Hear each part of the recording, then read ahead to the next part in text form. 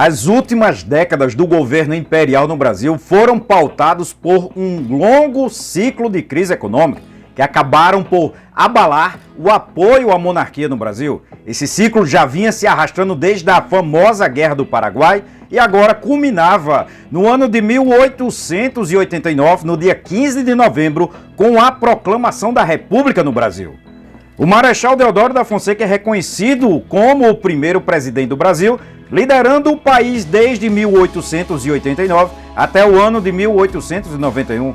Os estudiosos da história dividem o governo de Deodoro da Fonseca em duas fases distintas, uma fase provisória e outra fase chamada de constitucional. Sua administração foi marcada por agitações e confrontos, ficando notoriamente lembrado por uma das mais severas crises econômicas da nação e pelos conflitos entre o presidente e os membros do parlamento.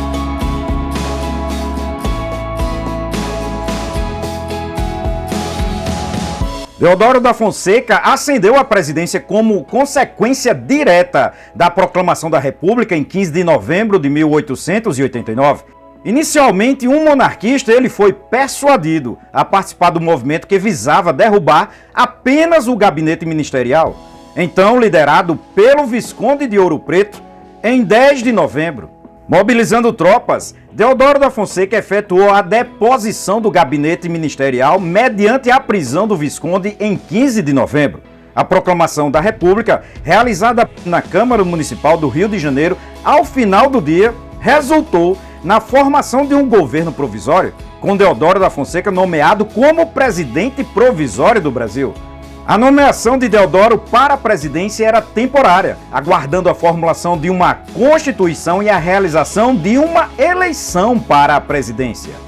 A transição para a República inaugurou a primeira República Brasileira, e os primeiros 5 anos desse período foram ironicamente denominados de República da Espada.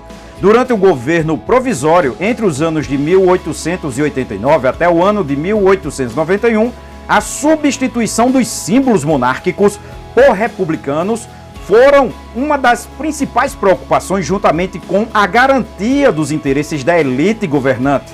O governo procurou se apoiar em figuras republicanas proeminentes como Rui Barbosa, Benjamin Constant e Campos Salles, afastando os monarquistas do poder político.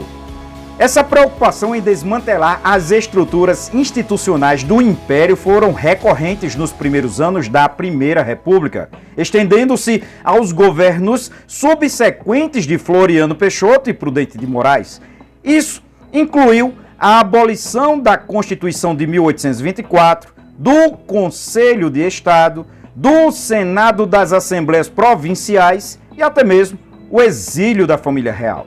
Essa transição para um novo modelo de governo resultou em uma década de instabilidades políticas significativas, com muitos problemas, distúrbios e inclusive revoltas em algumas províncias, agora denominadas de estados no Brasil, agravada pela crise econômica decorrente do encilhamento, uma política econômica mal concebida durante o mandato de Rui Barbosa como ministro da Fazenda.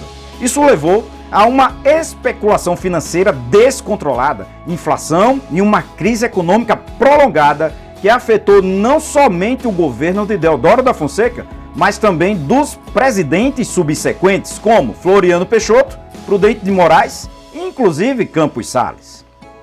A fase constitucional do governo de Deodoro surgiu após a promulgação da Constituição de 1891. Houve uma eleição presidencial indireta, resultando na escolha de Deodoro da Fonseca como presidente e Floriano Peixoto como vice-presidente, o que feriu os interesses de algumas lideranças políticas importantes no Brasil. No entanto, o governo constitucional de Deodoro durou apenas 9 meses, devido à sua relutância em governar dentro de um sistema mais republicano, optando por um estilo de liderança mais centralizado e autoritário.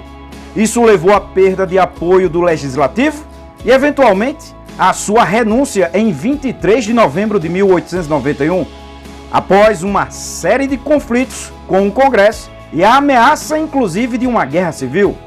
O acordo político subsequente garantia a ascensão de Floriano Peixoto à presidência do Brasil, mantendo e consolidando ainda mais o governo republicano no Brasil. E é claro, pelos próximos anos, o Brasil acabou sendo guiado por esse sistema político, o sistema republicano. Valeu, pessoal!